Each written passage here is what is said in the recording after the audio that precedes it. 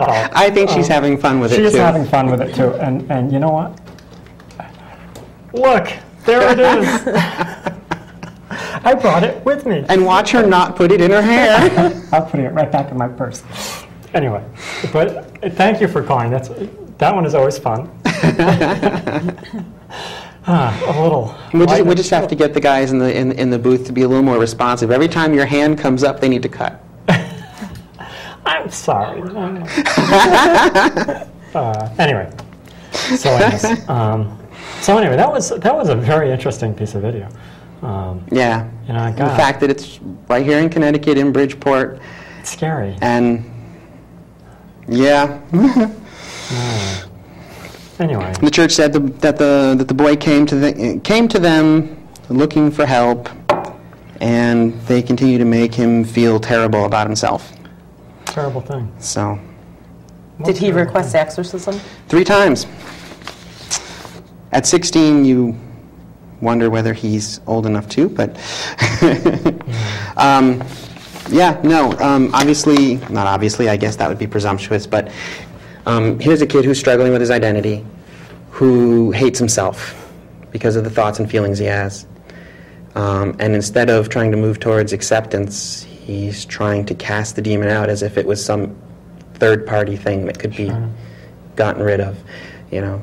Certainly there are people that struggle with their sexuality and never act on it because they don't like it, because they have religious, moral problems with it.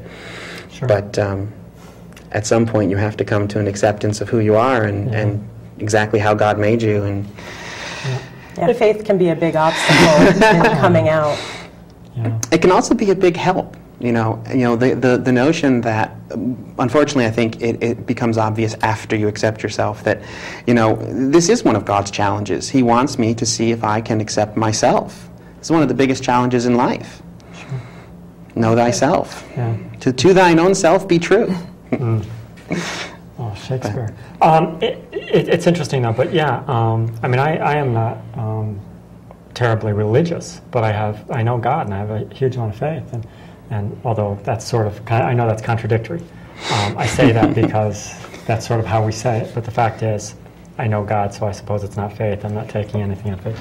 But my point is that, I know I'm still playing with Well, you're taking it without proof. But it was huge for me. It was a huge help for me in my transition. My relationship with God was very big for me, and it was very important to me in my transition. And I was very grateful to have a relationship with God. So, but you know, it's a crazy thing, isn't it? And you wonder if in the case of this kid, if he wasn't just doing this to get his parents off his back too. But right, was he doing it for himself or someone? Right, was the church community. And it's got to be tough if you grow up under negative images, negative stereotypes. You know, even if it's not a sexuality or a gender identity issue. You know,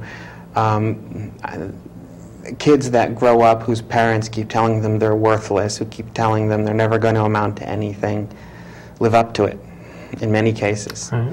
And, you know, growing up, having homosexual thoughts, or bisexual thoughts, or gender thoughts, and being told that you're going to burn in hell, that this is wrong, that this is going to destroy you, that you know, if you go down this path, if you accept this, then, you know, it's one of the worst things in the world you could possibly do.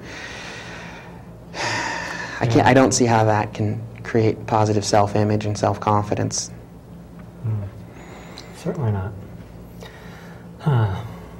Yeah, it's tough. You know, my heart goes out to these people. I'm sure they have exorcisms for alcoholics and such too. But the old demon alcohol. The old demon of alcohol. Yeah. Well, you know, when gay people are. When the GLBT community is more dangerous to the existence of the human race than clear-cutting is to the rainforest, according to our illustrious Pope. Yes. We have had an ongoing battle with the Pope on this program. It's just too easy. He's you know, he's the guy. He's the big enchilada in the world. Yeah. He's not in charge of every religion, clearly, but he's certainly in charge of a big one that's killed more people in the name of God than any other cause. I still have not forgiven him for telling the Africans not to use condoms. Yes, But, yes. Anyway, okay, we won't bash the Pope anymore tonight. The Pope, by the way, is not God. Anyway, a lot of craziness. I did want to say, before we get too much farther, if I can remember where my head is. This is just crazy stuff. We have Ron Suresh out, who is actually out in the other room, I believe. And I talked to him for a while last night. And Ron is going to be on our show several more times in the not too far distant future. You know Ron. Great, I know Ron. And it's a Ron's a great guest. And Ron, possibly we were going to spin him off into a show of his own. So, That's right. And that's why he's here. I believe he's trying to get a feel for what's going on. The guys out there are trying to convince him to do a show, which is really cool. So anyway, hi Ron. Another call. I think so. Here we go. Good evening, nlcTrans. You're on the air. Hi. I see you guys are ranking on the Pope. Well, A little bit. Well, you shouldn't rank on him because he's got the bird flu. He's got the bird flu? Yeah. I hadn't seen that one yet. Oh, it's on television. Well, I suppose you're nice to know where you got it from. There's a joke here. No. Okay, go ahead. You got it from the Cardinal. Thank you. Anytime. Bye-bye. Bye-bye. Okay, I knew that was You're right. Okay, that's fine. You can call up and tell us jokes. That's cool.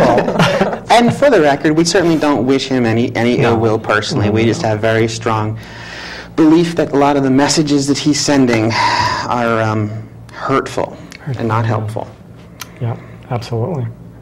But anyway, you belong to the All Souls Unitarian Church, do you not? I don't. You don't? Oh, I'm No, sorry. I have been there, but You do have your meetings. I don't. I'm kind of a spiritual gypsy, Oh, so I flitter around. that's cool. So, A spiritual gypsy. yes. Yeah, So. that's kind of neat. But Well, clearly you're going to burn in hell too. yeah, God, these people take themselves way too seriously. It's life, live it. I don't know. I'm not going to burn in hell. So let me ask you the probing question. You are involved with another woman. Yes. Have you two talked at all about marriage?